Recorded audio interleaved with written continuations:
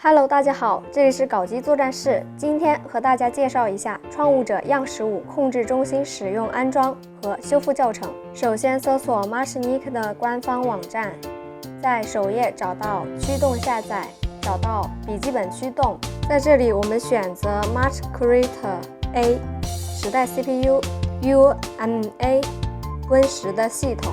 都选择好了之后，可以看到第3行就是热键驱动和控制中心，选择立即下载，找到下载好的文件，解压到当前文件夹，打开文件夹，找到 Set Up 应用程序，双击打开，点击下一步安装，选择是，点击完成。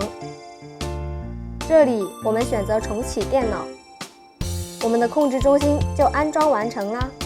在桌面右下角这小三角里面点击，就可以找到我们的控制中心。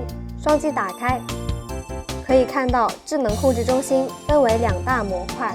我们来看第一项性能模式，有省电模式、安静模式、性能模式、娱乐模式，根据自己的需求自由选择。第二项风扇设定有2种设置，自动和最大。底下的偏移可以调节风扇转速的大小。好了，智能控制中心使用教程就到这里完成。如果后续运行时打开发生错误，我们可以点击开始窗口，打开 Windows 设置，点击应用，找到智能控制中心，卸载重装就好啦。今天的教程就到这里结束啦，我们下期再见。